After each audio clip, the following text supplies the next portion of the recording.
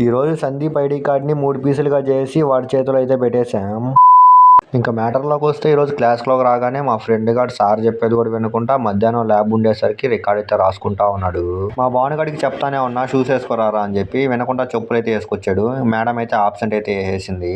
ఈ బిస్కెట్ తో మా వాడిని అయితే ప్రాంక్ చేయబోతున్నా. ఆ బిస్కెట్ తో ప్రాంక్ ఏంద్రా చేసేది అనుకుంటున్నారా? ఆ బిస్కెట్ లో ఉండే ఆ క్రీమ్ మీద వచ్చేసి పేస్ట్ అయితే పూసి మళ్ళీ యాసిస్ అట్లానే పెట్టేసి ఇంకెవరికైనా ఇద్దాం అనుకొని ఇంకా మా ఫ్రెండ్ సంతోష్ గాడికి అయితే ఇచ్చాము.